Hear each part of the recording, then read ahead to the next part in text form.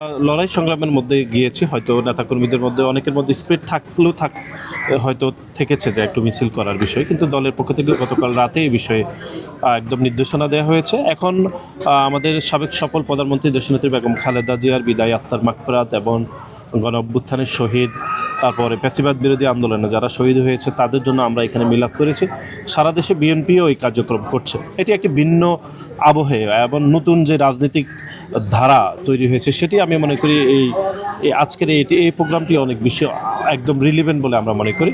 এবং সকল নেতাকর্মীদের কাছে আমাদের একই নির্দেশনা যে তারাও অত্যন্ত সহনশীলভাবে কোনো প্রতিশোধ পরায়ণ না, কারো প্রতি রাগ অনুরাগ রয়েছে নিশ্চয়ই, আপনি জানেন যে এরকম কষ্টে সংগ্রামের মধ্যে দিয়ে যেতে হয়েছে।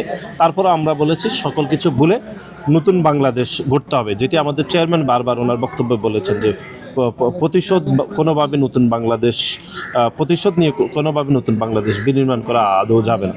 সুতরাং আমরা নতুন বাংলাদেশে একদম সহমর্মিতা সহযোগিতা চাই সকলের, এবং গণমাধ্যম কর্মী, বিশ্ববিদ্যালয়ের শিক্ষক শিক্ষার্থী, তারপরে সকল মানুষের সহযোগিতায় আসলে নতুন সরকার চলতে হবে, এবং সেই দ্বারা আসলে শুরু হয়েছে ইনশাল্লাহ। নাসির ভাই, একটা প্রশ্ন ছিল, সেটা হচ্ছে যে জানেন যারা দায়িত্বে থাকে বা সরকারে যারা থাকে তাদের আসলে দায়িত্বটা একটু বেশি থাকে বা তাদের সতর্কতা একটু বেশি থাকে। সেক্ষেত্রে একটা নির্বাচন হলো, এটা বাকযুদ্ধ হয়েছে কিন্তু এটা সুশৃঙ্খলভাবেই হয়েছে। তো আপনারা সারা বাংলাদেশের ছাত্রদলের প্রতি এই সামনের সময়টুকুতে কি নির্দেশনা থাকবে কেন্দ্রীয় ছাত্রদল থেকে?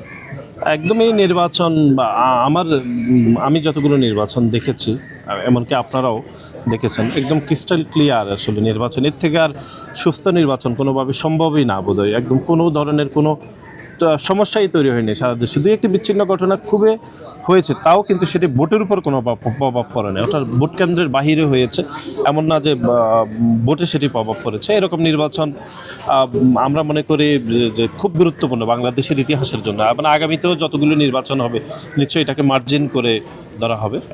ছাত্রদলের নেতাকর্মীরা গত 1.5 বছর ধরে অত্যন্ত সহনশীল আচরণ করছে। এখন যেহেতু আরেকটু দায়িত্ব বেড়ে গেছে, আপনি ঠিকই বলেছেন, আরও বেশি সহনশীল এবং শিক্ষার্থীদের অধিকারের জন্য আরও বেশি কাজ করতে হবে। এটি আমাদের নির্দেশনা। আরও কীভাবে শিক্ষার্থী বান্ধব রাজনীতি করা যায় সেগুলো আমরা কর্ম পরিকল্পনা ঠিক করছি। এগুলো ধীরে ধীরে আমরা একদম তৃণমূলে পৌঁছে দেবো ইনশাল্লাহ। ধন্যবাদ।